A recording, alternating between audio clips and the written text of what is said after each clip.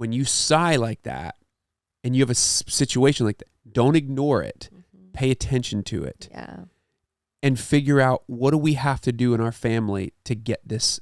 Because you're probably have sports events, activities that are back in session, practices that are going back on again, schooling, work. I mean, it's for many of us, it is constant. There's just a lot of activities. There's a lot of things going on. And you have to find, in the midst of all of that, what brings your family back to center. Capital C, center. You are listening to the Famous at Home podcast with Dr. Josh and Christy Straub. Because when it's all said and done, we all want to know that we were famous at home. Welcome back to the Famous at Home podcast. I'm glad you started that today. I just thought I'd throw it out there. I like it. I hope you're enjoying your fall. It's not technically fall. It's not till September 23rd. The kids told me that the other day. Oh, nice. That's the first day of fall. Right now, it's the back to all of the things season. And who else is feeling it? Hands up. My hands up. School, work, life, all the rhythms. Routines, all the schedules or lack thereof, and wanting, at least in our world, because it's been just a weird season, we're trying to put back into routines. But well, and I think that's the biggest thing that we have learned over the last, and that's kind of what we're going to talk about today is, I told Christy, I'm like, what do we title this? I don't even know what we title this, like life essentials for living well, or essentials for living well as a family. That might not be the title. I don't know what we'll end up titling it, but it's just this whole idea that, as we have navigated this new season that we're in, by the way, if I could say this, we're going RV shopping next week. So that's pretty exciting. We're going to an RV show. That's right. We're going to an RV show. I'm actually very excited. So again, like, if any of you, excited. Yeah, like so many of you have, said, hey, we got this for sale, which has been amazing because we've been able to look at those, and the ones you guys are sending are incredible. We honestly just haven't been super intentional about getting it yet, but I think we're moving that direction now. But I think we just aren't totally sure of what we want. So we need to figure that out first by going to look at like thousands of them, and then we can look at ones and be like, that's the perfect fit. But I think the RV life for us is, moving into that, and this is our trial run. This is our 1,000 square feet. But I think what's fascinating about that is, for us, we are living the transit. I mean, we've been in the last, just to be honest, like in the last few weeks, we've been in Tennessee, Pennsylvania, to Canada, to Colorado, to Nashville, back to Pennsylvania.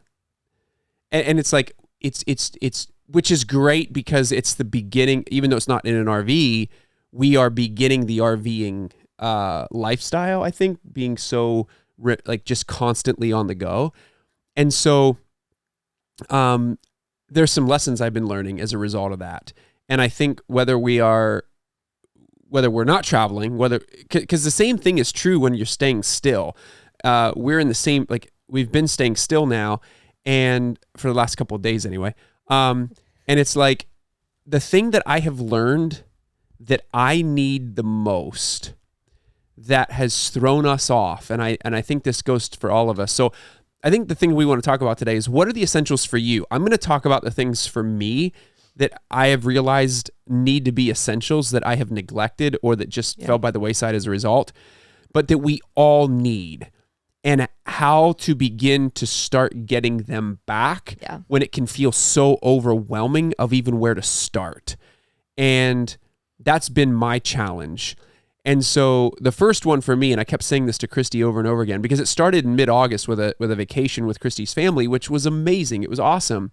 But as you all know, when you're with family, and then we also, the way the sleeping arrangements were, we had a 3-year-old in our room. And so it wasn't like at night, Christy and I could go to bed and look at each other and talk and, just process the day. We were going to bed trying to be quiet. And so as soon as we wake up, kids are in the bed or, all over. And then we're with family. And what it does is it just naturally, if you're not intentional, it naturally allows for a disconnect. No fault of our own. It's just you start to feel the distance in your marriage. And I think those routines and rhythms have to be in place. And that was the biggest thing that I was missing is routine and rhythm. Yeah. And I think when you start to feel that disorientation where you're so, like, this isn't normal. Like this feels, everything in you starts to almost like it's stretching for the sense of normalcy. But what I've realized, I'm reading this book called Essentialism, Jeff something or other. We'll put it in the show notes.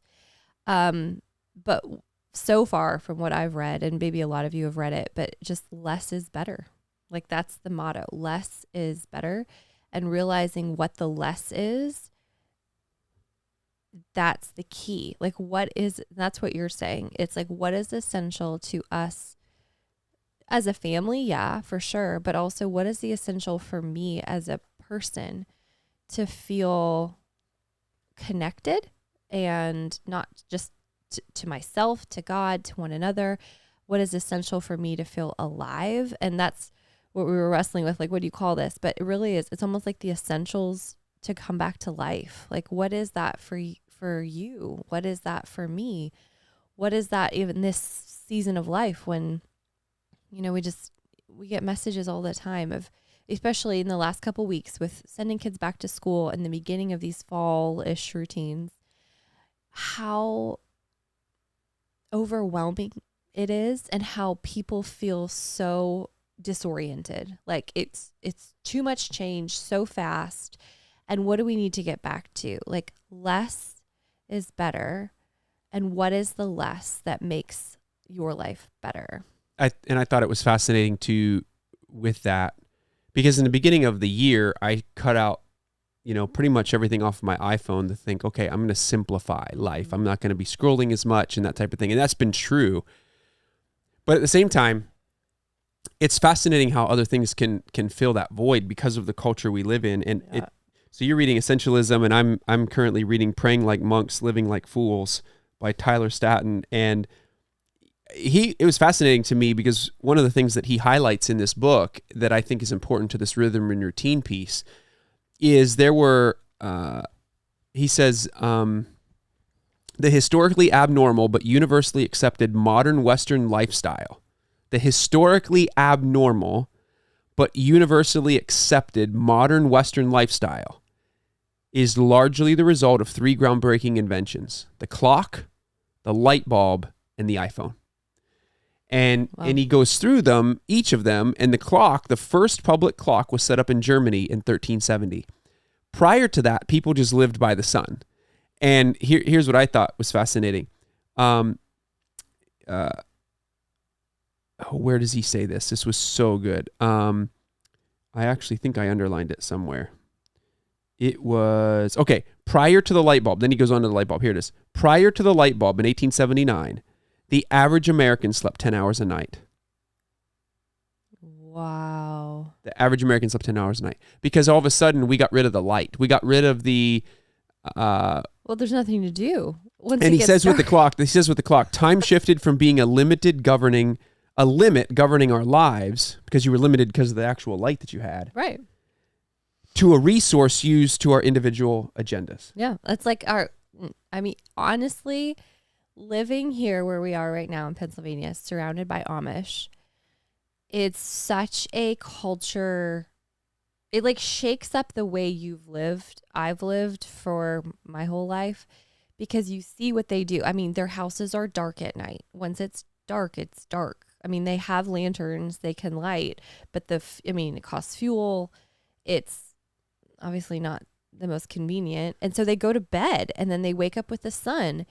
And like we bought grapes, or Josh bought grapes yesterday, which, by the way, they taste so different. Amazing. Like, and they have seeds in them, but they're Amish grown grapes. And he was at their little fruit stand down the road, and you could tell the story, but. Well, I think what was fascinating about that is they had a sign up that, I wanted to buy apple cider because they had apple cider. I'm a sucker for apple cider. And there was a sign there that said, "We're really sorry that the price per gallon has gone up," because it didn't get cold enough over the winter to freeze ice. And so they had to pay more to keep it cold, which is fascinating. They had to buy ice because they make their own ice. Because I'm thinking to myself, like, buy a freezer, and it's like, oh, wait a minute. So, but isn't that like, it's just those small things that we're talking about, and talk about getting back to the basics and back to the essentials. But this is what we've obviously helped our lives by all the modern conveniences, but we've also we've taxed ourselves. Like, we've put a lot of extra burden on ourselves. If you think about how overscheduled, how just rushed our days have become. Like, even after this, I have sessions and they are back to back. Like, I'm not scheduling like, yeah, let's meet this afternoon, sometime after the sun hits peak in the sky. Come on over. It's like they are scheduled to the minute. And I guess it's a part of our modern life, but it's added so much pressure. This is what Tyler writes in this book. A Senate subcommittee in 1967, this was after the invention of the light bulb, jointly predicted that, because this is after now the invention of like laundering machines, dishwashers, air conditioning and heating units, microwaves. Like, so now all of a sudden in the 1960s, all these commodities come about.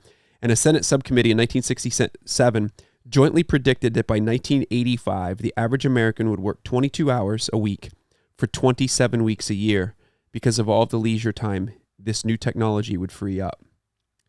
But in reality, the average time people spend on leisure has decreased since the 1980s. What they misjudged was how we'd use it.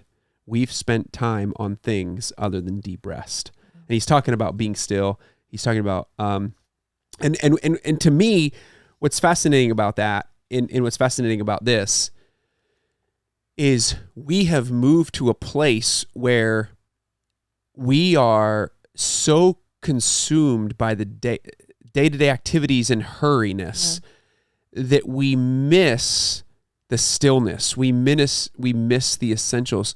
And what we do is we keep trying.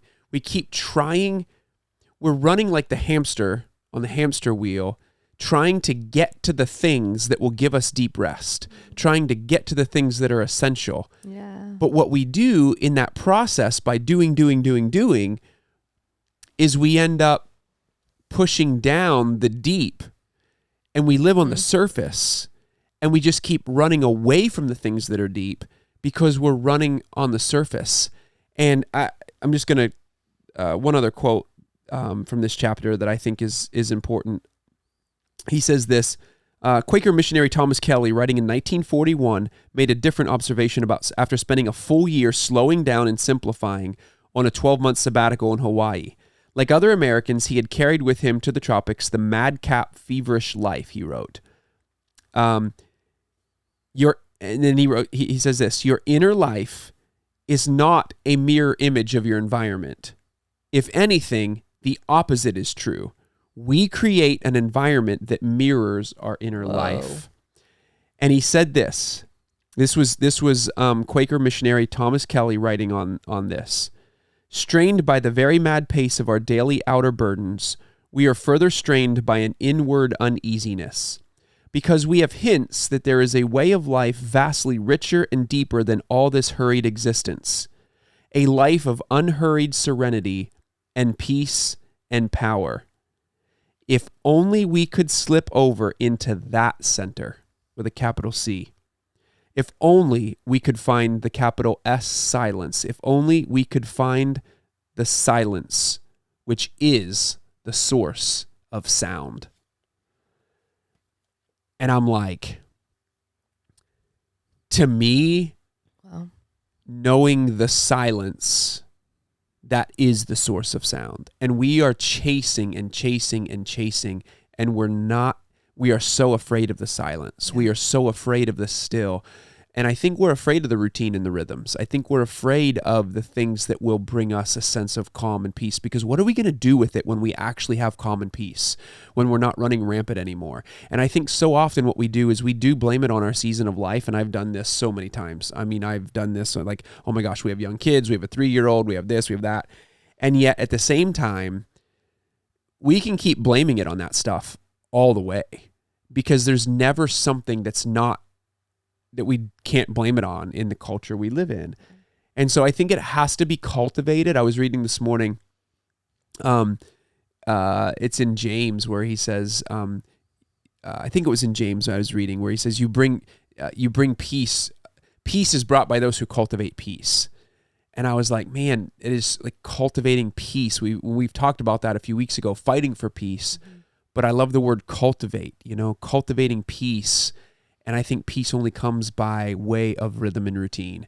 And that's the thing I have missed. I think real talk, I'll speak for, I get to sit with a lot of women, and I think peace and quiet, actually, there is I don't know what the numbers would be, but I see a large portion of women who that terrifies. Because the quiet and the peace brings up everything that they've been running from.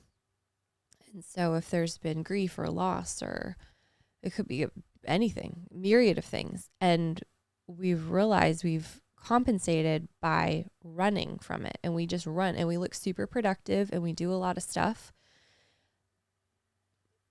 And this is not, I'm speaking because I mostly sit with women, not as much men, but you see this in male culture too, where it's this corporate climb, and they're climbing from something, like they're running toward something to get away from something. And contentment, like the actual word contentment, I don't know how many of us would say, like, I really am content and I know how to sit in contentment, because our minds immediately go to the next obstacle, the next barrier, the next problem, or really like the next goal.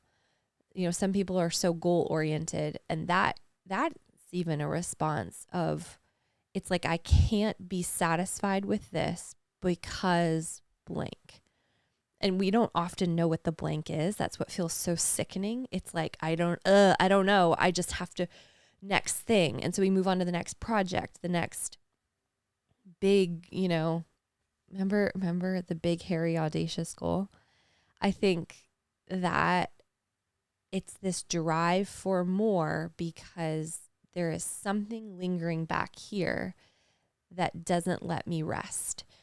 And I know this so well myself, but it saddens me and it burdens me, because I think this is a ploy of the enemy. Because if he just catches us in whatever this dynamic is, unique to all of us, we never experience the actual peace of God on this earth then. Like, it's that stolen from us, which should be our birthright, which is the gift God wants to give us. He wants to give us peace. Like he says, peace, be still. And we're like, right, cool, like race, like next thing. Because we can only handle it for like a second. And I would just encourage you, when you notice that come up in you, if you can, so just pause in that tension of like, it might start to feel so uncomfortable, and actually notice what's happening in your body, because it's trying to tell us something. And if we allow it time, if we don't just go to the thing that we cope with by either racing to the next thing, we will actually be able to heal this. It's like this dark train that's running behind us that we're just on this track, like running away from. And we never take the time to actually turn around and pause and look at the thing. Because I promise you, it's not going to run you over. It's not going to take you out. We just think that it is. And to actually be able to pause and look at the thing. And this is what I love to do with what we sit in that and we notice what's happening. And that's when it actually heals. I think it does more damage, the running from it, than the actually dealing with it and looking at it. And I found myself, like, even just real personally, like the last number of weeks realizing just this, like, because it's just been constant projects here, just when you move into a new place and this place needed a lot and still needs a lot. And so when you get in fight or flight, which is what that response is, because this all feels like a threat to you, to your dignity, to your sense of, worth and connection and safety. So I'm like flailing, trying to like, I got to solve this problem, this problem, this problem, this problem, do this, fix this. And once you get stuck in that mode, it's really hard to get out of it. And so I've noticed it, like I'm anxious, like not anxious. I don't feel, I feel angry. I feel short with the kids. I feel, my fuse feels short. And that's my first cue that I've been stuck in fight or flight. And I feel it. Like if we could talk about it, I would give you a super practical example so y'all can relate to this. Cause I'm sure maybe nobody writes this at all, but it's like, it's decision fatigue. It's like trying to make a decision about what bed we're going to have. Like we're sleeping on a mattress on the floor. Yeah. And it's like, just pick one. Like pick one that's fairly inexpensive. And, it's like all this, but I'm just getting at a point where I'm like, I'm seeing how it's affecting Christy. And I care more about Christy's heart and how she's living her life than I care about a stinking queen size bed frame. Like at the end of the day, again, I know that aesthetics matter. I know that we have to look at it and all that. But when we're picking between 3 or 4 that look fairly similar, there gets to be a point at which it's like, okay, let's just make this decision and move on because we have dinner to make. We have, like even just having dinner together, sitting down at the dinner table for the first time in weeks, because that's just been our lives the last couple of weeks. I was like, it did something to my inner being. And I think those are the things that we have to pay attention to, which is what Christy's alluding to. Because I think the big, hairy, audacious goal, we wouldn't be changing the world without big, hairy, audacious goals. I think it's the way that we're told to pursue those. Totally. When we pursue them out of fight or flight versus out of ventral or like this sense of like groundedness. You're like, safe. I'm you feel safe, secure. I'm grounded. Yeah, and like I it's have a different vision, and it's mentality. clear to see that like God has purposed me to do something that's very different than chasing something. And I've been putting off things. I've been putting off a lot of people. I've been putting off a lot of projects. I've been putting off a lot of things because I'm not in the headspace to launch something right now that I think would be fruitful. I have a lot of ideas. I have a lot of things, and I have a plan for when we're going to get to those things. I think that's worth talking about too, because I think people feel pressured to just continue producing and making things productive and look good and increase. And that's where there's like Sabbath seasons. And that's where I've struggled is in the past, when I'm feeling stressed or overwhelmed, I just go to work because it helps me feel safe. And I think that's true of a lot of men that I've known, is that when we don't feel safe or we are stressed, we go to work because that's at least where we feel safe and we have dignity and value. Yes. Yeah. But see, you're figuring it out, right? And so just to be curious about that, noticing like, oh, that's so interesting. Like there is something in me that feels unsafe right now. And to just acknowledge that is so powerful. Like that's so human. We all do. Like your brain is scanning billions of data points at all times to figure out, are we safe right now? And it's social cues, environmental cues, physical cues. Like it's picking up on nuances, on people's comments, on everything. And so the work it's doing to keep you safe is really important. And then when we actually acknowledge that and realize, wow, there's something in me that feels super unsafe right now. I don't even have to understand necessarily why, but I don't feel safe right now. And so there are things like the way I cope is typically Josh goes to work. I don't know. Mine vary a lot. So there's lots of different ways that you can, it's not even necessarily that you're seeking for safety, but you're trying to protect yourself. So, but what is more helpful is to seek for safety, which is connection. Like that's what dinner around the table last night felt like. That's why it felt safe. because it's connection. There is this sense of I am belong here. I am okay right here around this table with these people. I can let my guard down. That's what safety feels like. And so I really think that's what we're talking about, is when we're saying essentials, getting back to the essentials, is what makes you and your family feel safe, which makes you feel seen, you feel connected to, you do feel physically safe in the sense that, like, criticism, sarcasm, that's a whole rabbit trail. Sarcasm and poking fun. I know there's a lot of, like, just depending on the way you grew up, like culturally, certain families are more into that or have taken that on as a normal in their home. But just know all of those little jabs are actually signals of, it's signaling to you that this is not safe, because I never know when they're going to come back on me and poke at something. So just notice that. Like, if maybe that happens in your home, maybe that's something to pay attention to, because you really want to cultivate an environment where you feel safe and seen. And that is not weak of you. That is not like, oh, you're so feeble. And no, that's like a core human need above, like, it's like the need for food and water. Safety is actually above that, because food and water signal safety to the body. So it's survival. It's just simply survival, but it matters so much.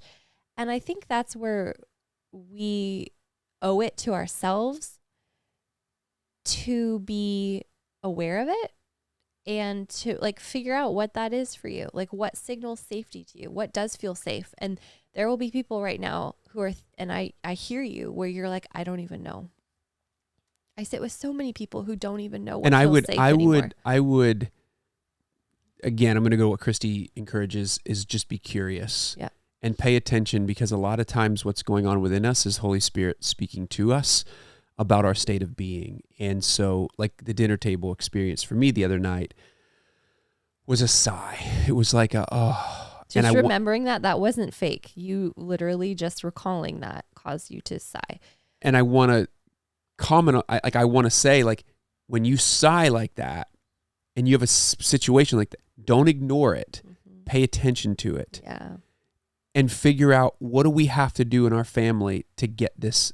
Because you're probably have sports events, activities that are back in session, practices that are going back on again, schooling, work. I mean, it's for many of us, it is constant. There's just a lot of activities. There's a lot of things going on. And you have to find, in the midst of all of that, what brings your family back to center. Capital C, center. Good. Because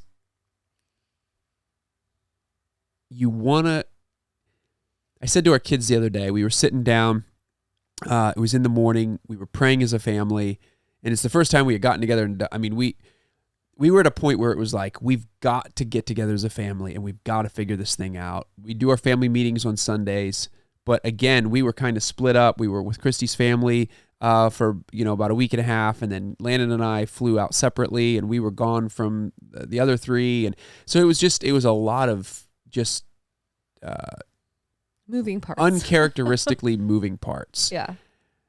And we sat down as a family the other morning, and I said to the kids, I said to Christy, I think there's two things we have to get back into our family rhythm every single day. It's non-negotiable. For me, like, working out is a non-negotiable. I've got to get that rhythm back going again. The working out rhythm.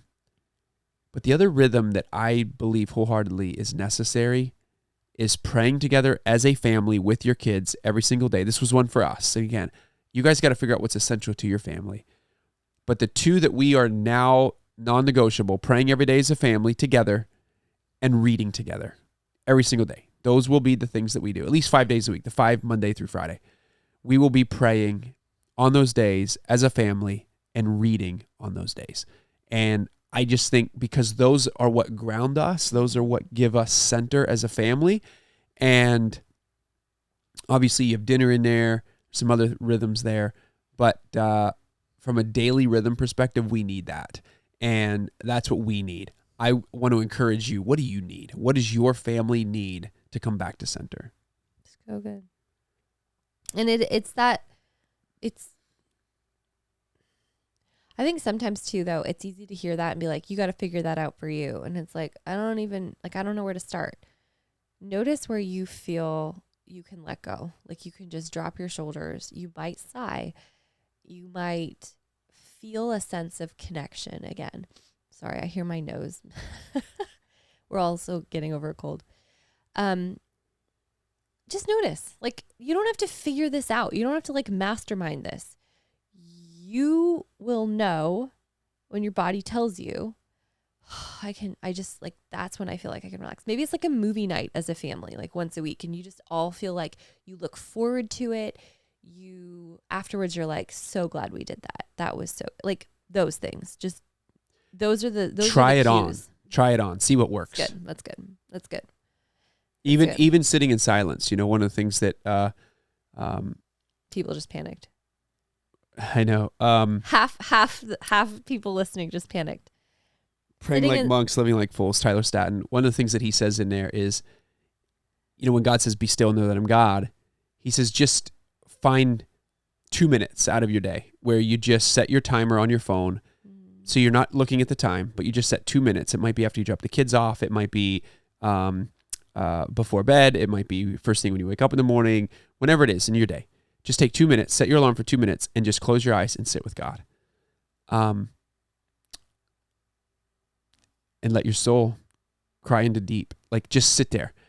You're not trying to get anything. You're not trying to understand anything. You're just giving your soul to the Lord in that moment and just saying, I'm here. I'm with you. And that's what he wants. And the Bible says, it's in James. He says, when you... What? I thought you were going to be like, in the Bible. In the Bible somewhere. In the Bible somewhere it says. I believe it's in James. He says, when you seek close to me, I will seek close to you. And I'm like, I will draw close to you. When you draw close to me, I will draw close to you. That's like just simply sitting for 2 minutes and giving 2 minutes to God in prayer, or not even praying, just sit in silence with him. Invite him. Just simply saying, come Lord Jesus, come Holy Spirit, Lord have mercy. Call unto him in those 2 minutes of silence. And then maybe you find that the next day you want to increase it to 3 minutes, whatever that looks like. But try it. Just try it. Try it on. See what happens. Okay, and to the other half of you that are panicking, thinking about even 2 minutes, just take your hand. I want you to just place it across the top of your chest. If you're not watching YouTube, you can't see me, but just probably between like your clavicle and like basically around where your heart space is, but centered. And I want you to just put the weight of your hand there when you're sitting with God.